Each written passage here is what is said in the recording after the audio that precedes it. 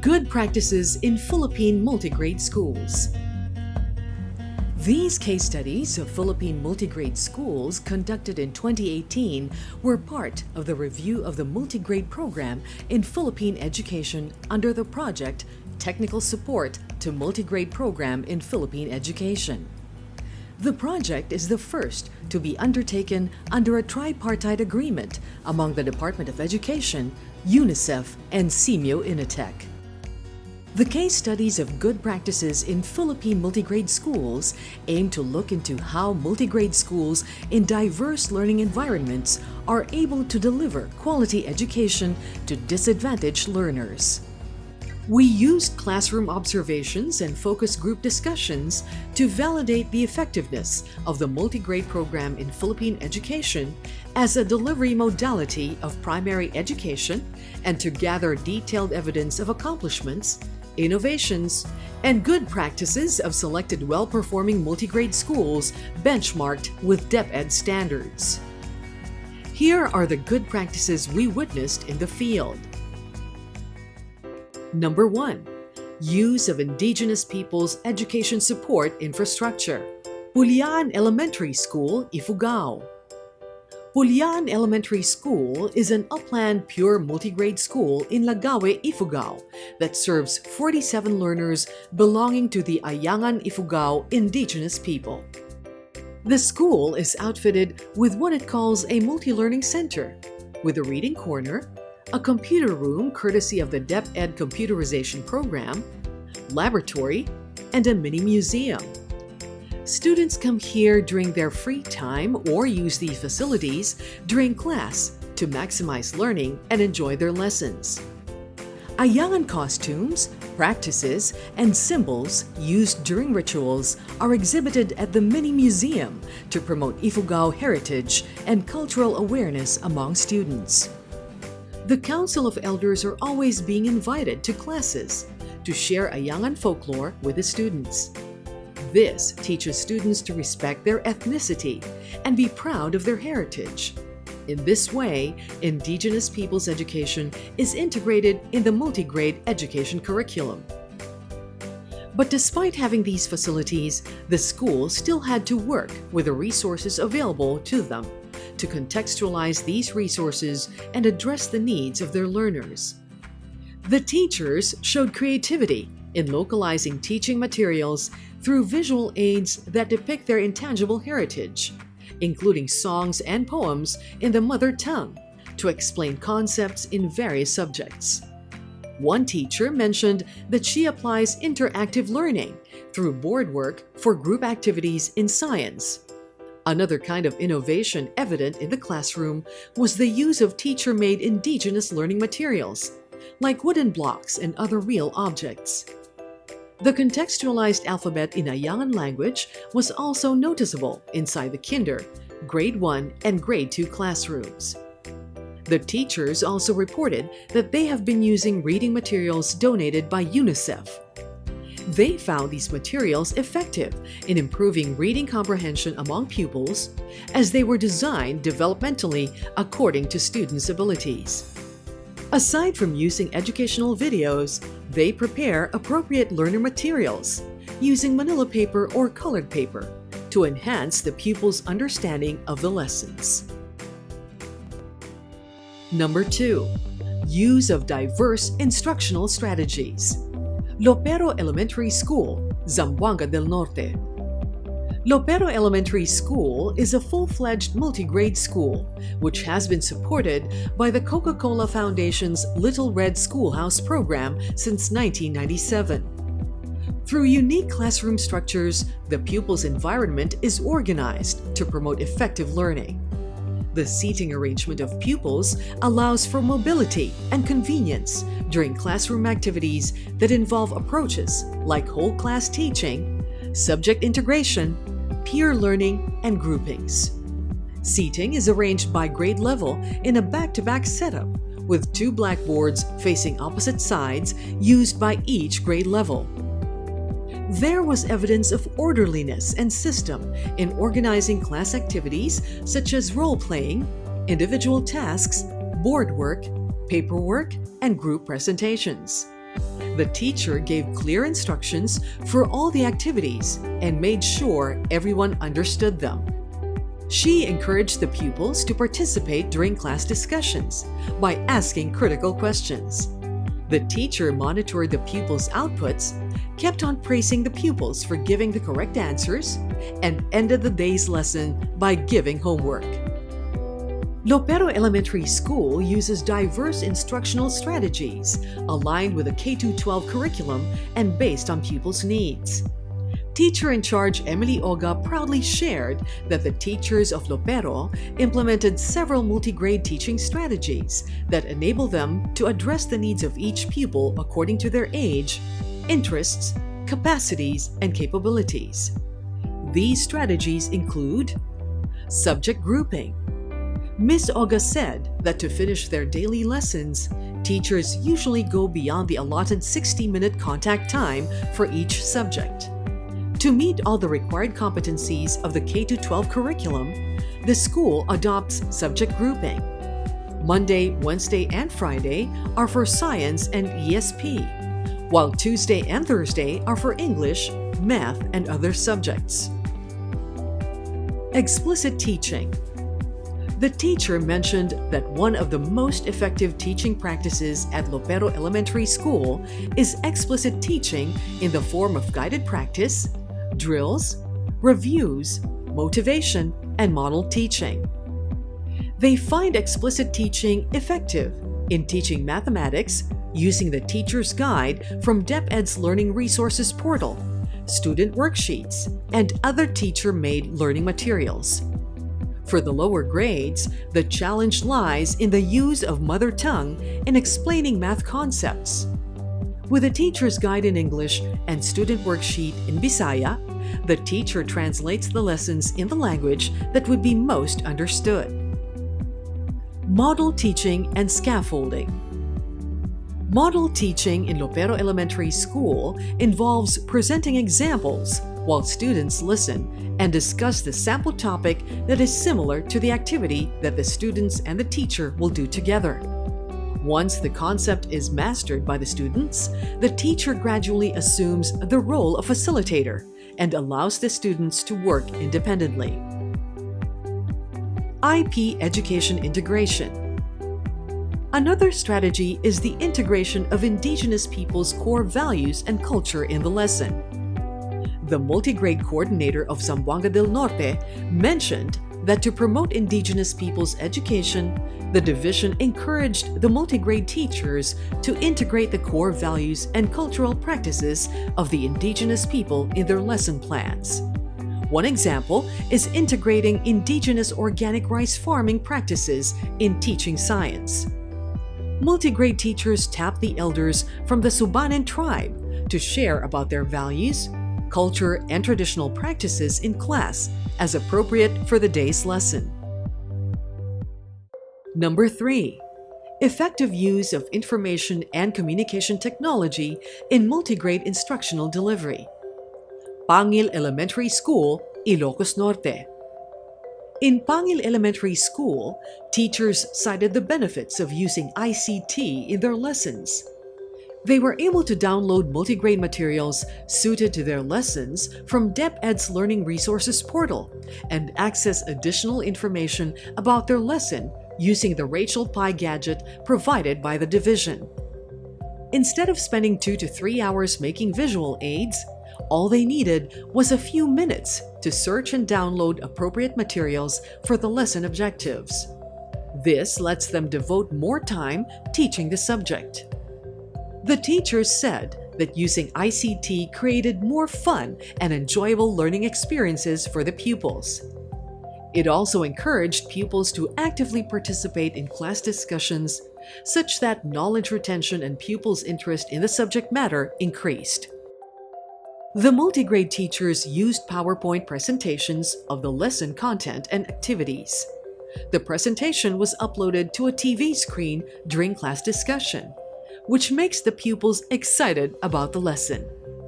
Pupils in the higher grade levels were given tasks to work on using the netbook, and here the teacher appeared comfortable in using ICT in teaching. The teacher also tried to relate the class activities to learners' interests and experiences, resulting in a more interactive exchange. We saw this in the use of a web application that allows the learners to engage with the information from the teacher's netbook. Aside from this, a smart TV, multimedia presentations, and the internet are examples of technology tools that the teacher used for effective multigrade teaching. Montessori-inspired teaching and learning resources. Dao Primary School, Siargao. The multigrade classroom of Dao Primary School looks like a Montessori classroom where ample teacher-made big books, supplementary reading materials, and other instructional aids such as cutouts, charts, and pictures are readily available to stimulate pupils' independent learning and promote collaborative learning. On one side of the classroom is a space where pupils can freely read alone or play with a variety of manipulative materials. This is often used by the kindergarten pupils who usually come to school early. Instead of playing outside, the teacher allows the pupils to work with charts or flashcards. On the left side of the room, there is a reading space suited to group activity which has been designed with colorful alphabet floor mats and walls decorated with brightly colored posters and other teacher-made resources. In a multigrade setting, it is vital to provide the right physical layout designed for groupings and flexibility. An attractive classroom also creates a stimulating environment for learning.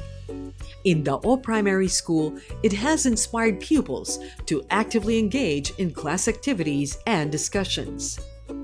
The first graders appeared to enjoy role-playing, while the second graders focused on practicing their writing skills. The research team also noted that the pupils got along well with each other and had no trouble following the teacher's instructions in every activity. Overall, the teacher conducted the lesson and learning activities smoothly, aided by a conducive learning milieu and copious resources. Aside from the textbooks from DepEd, the fascinating objects, attractive letter displays, handmade flashcards and visual aids, interesting reading corner with information bits, bright colored posters were made available to enhance the pupils' learning experiences and for a child to appreciate learning. These handmade teaching and learning materials were beautifully made by the teacher and the parents. Other learning and teaching materials present in the school are the projector, the science and math equipment, table balance, a speaker, and a printer. Number 5. Differentiated instruction in a multigrade classroom. Nababarera Elementary School, Camarines Sur.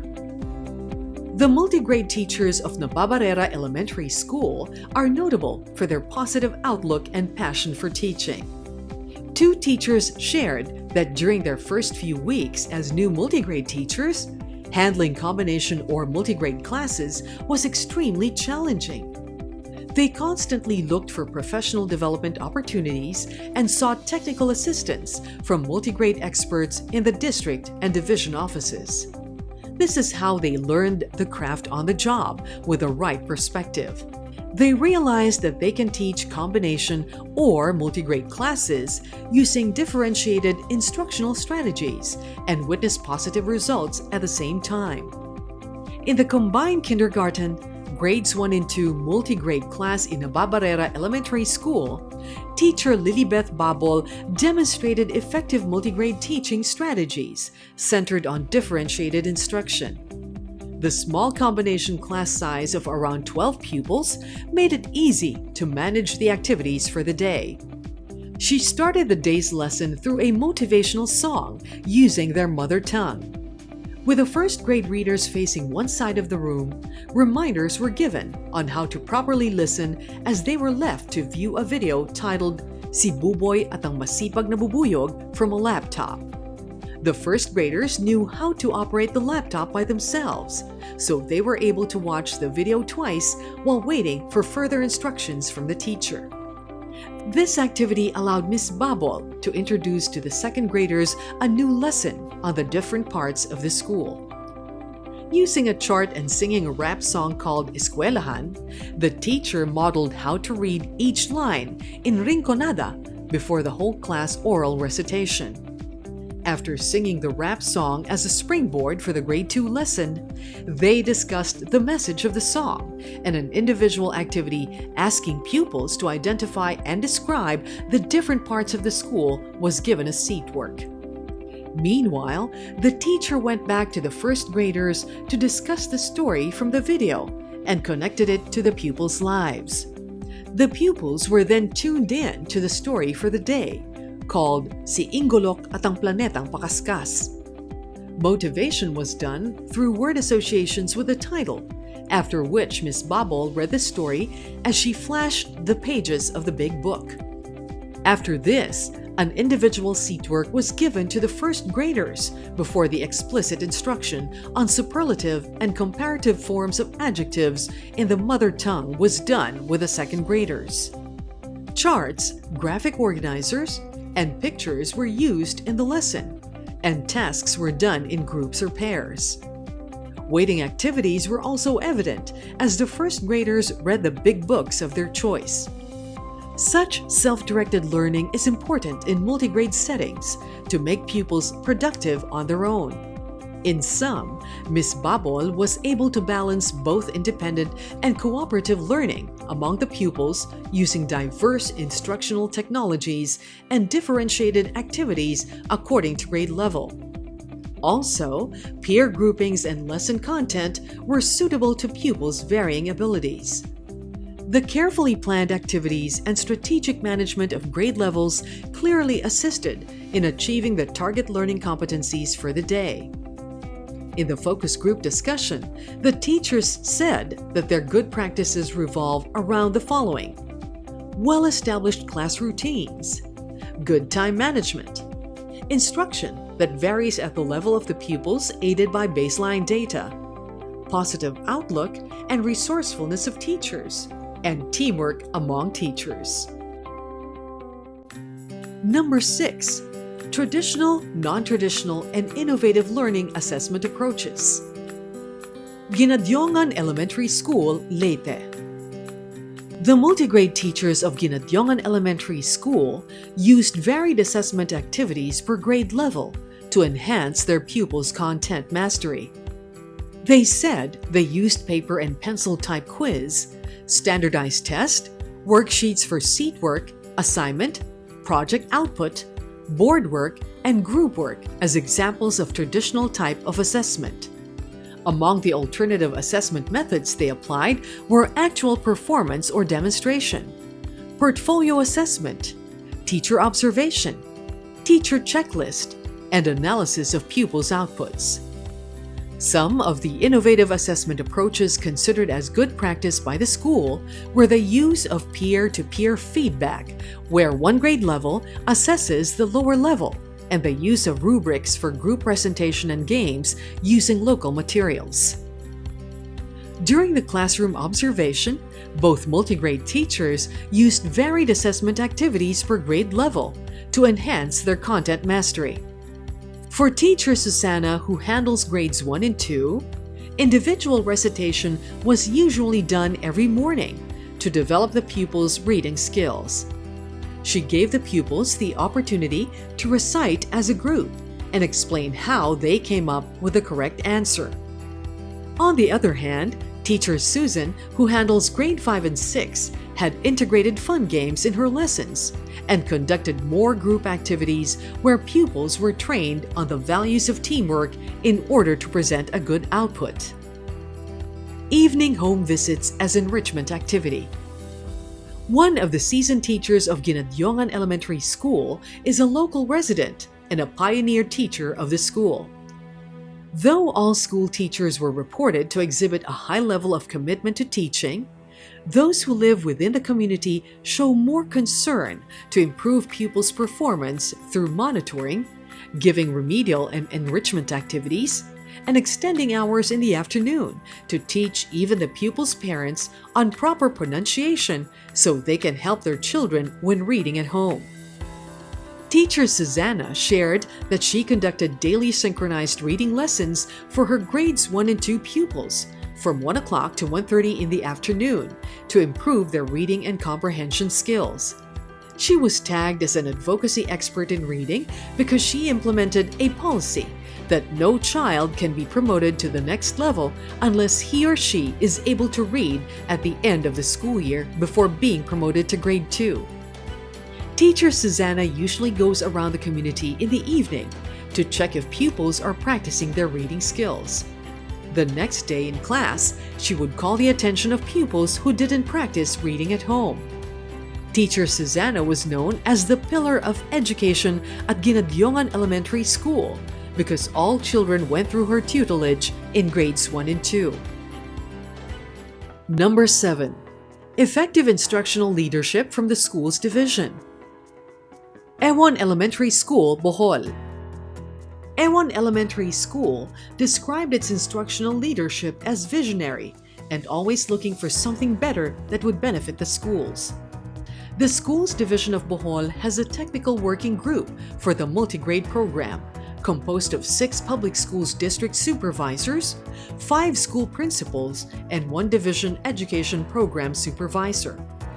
The group leads the formulation of policies and conduct meetings, program reviews, and trainings on multigrade education within the school's division to ensure the quality of multigrade teaching and delivery.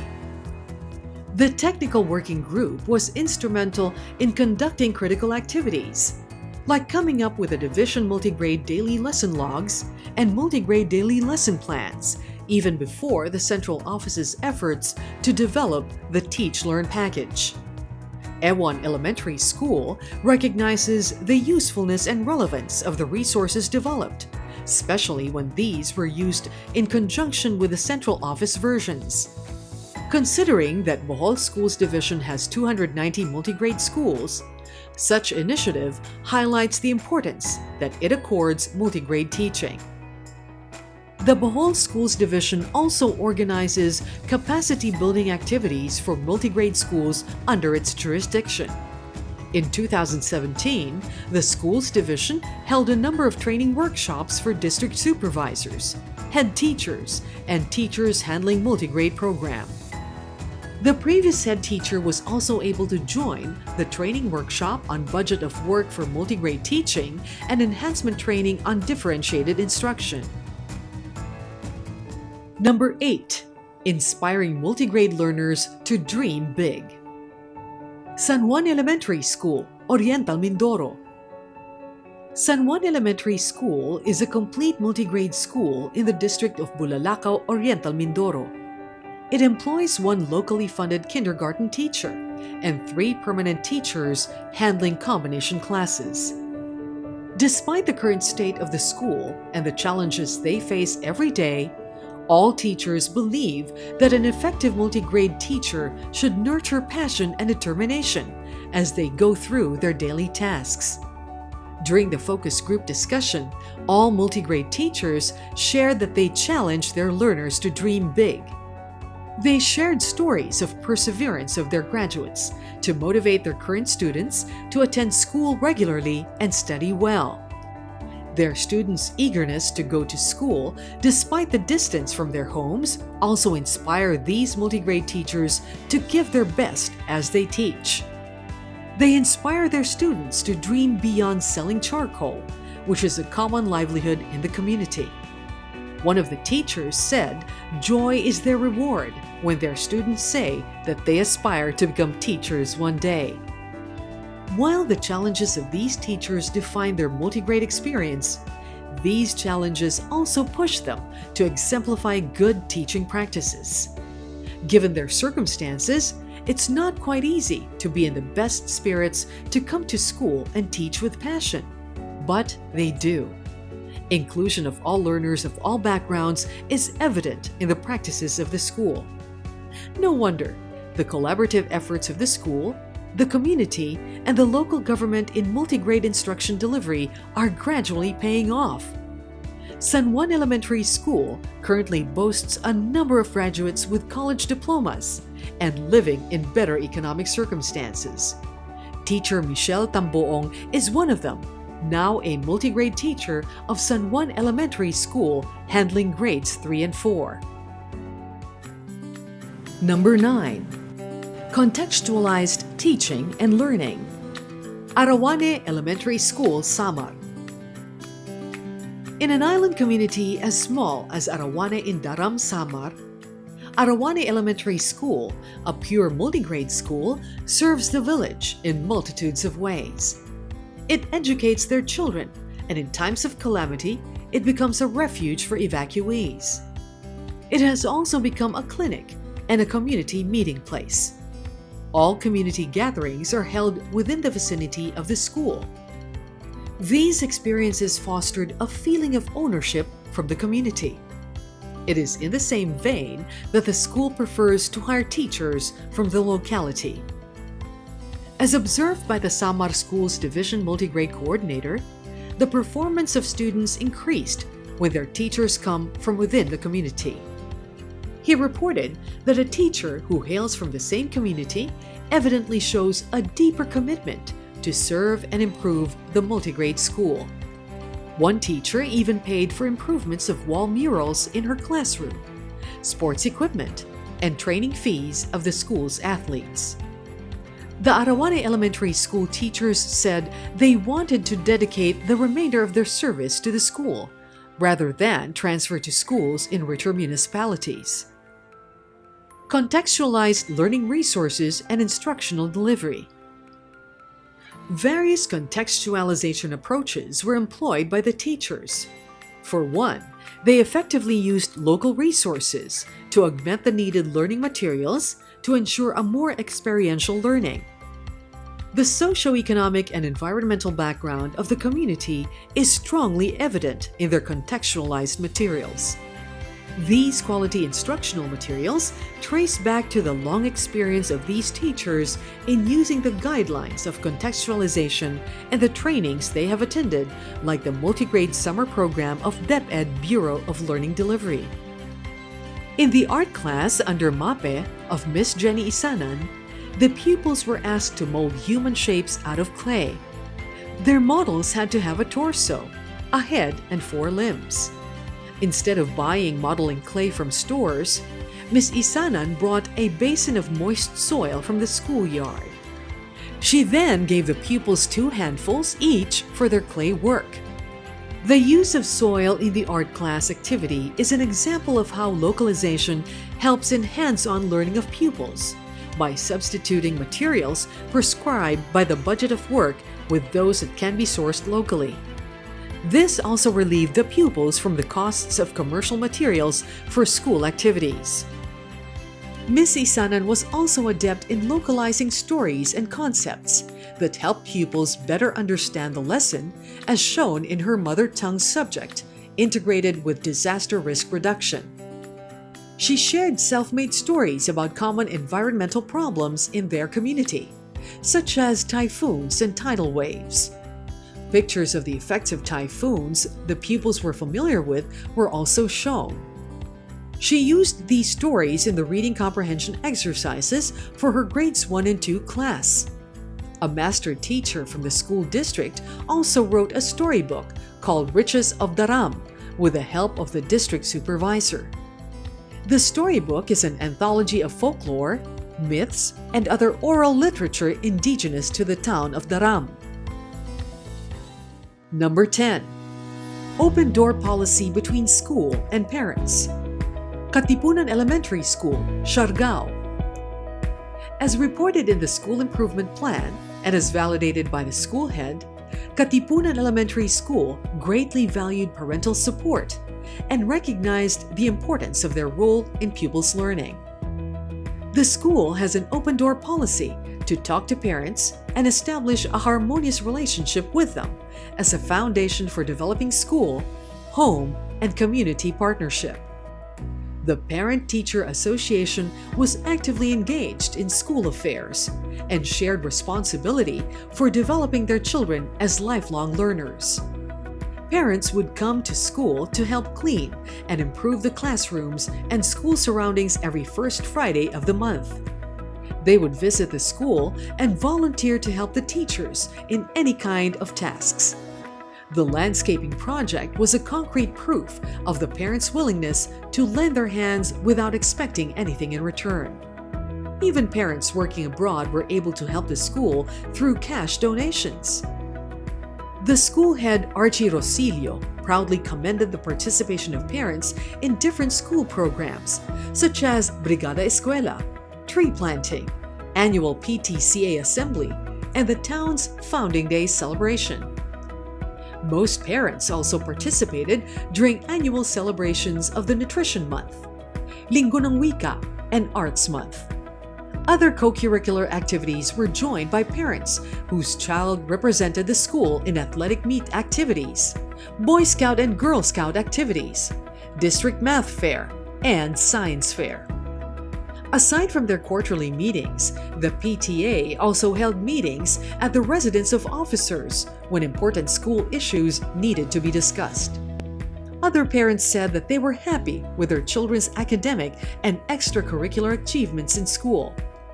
They were very proud that despite being in a multigrade school, their children were able to participate in different district and division competitions.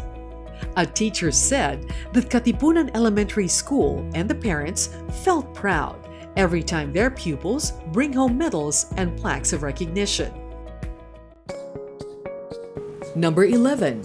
Strong School and Community Linkages. Cubang Mandulan Primary School, Bongao, Tawi-Tawi.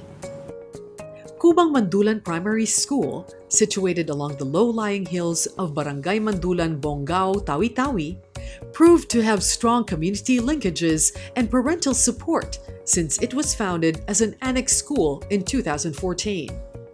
Tabang-tabang, or the Bayanihan spirit, through the collaborative efforts of the teachers, barangay officials, parents, and the entire community in school activities, created the positive perception that the school's multigrade instructional delivery is effective despite insufficient teaching and learning resources in the school. During the focus group discussions with parents and community members, they reported that 3 parents stepped up as volunteer teachers. Other parents served as teaching aides, and if the multigrade teachers were unable to report on some days, they also delivered the lessons for the day. Even without teaching license, these volunteer teachers, who were education degree holders, have shown passion and dedication in helping deliver education to their community's learners. Another community member said that they worked together to make school activities successful. One example was during a school competition, where the barangay captain allowed the school to use his own passenger jeepney to transport the teachers and students to the venue, while other parents donated cash for food expenses during the competition. Support from the local government was also evident. According to the barangay councilor, the former mayor of Bongao donated the lot where the school was established. The school construction was funded by the government through the ARMM Social Fund that targeted beneficiaries from disadvantaged and conflict-affected communities in far-flung areas of the region. As we have seen in all these cases, Philippine multigrade schools do try to innovate in their practice when faced with the complex and demanding nature of teaching a range of grade levels in the same space. But these schools continue to believe that multigrade schooling in poor and remote areas can lift participation and student achievement in a cost-effective way.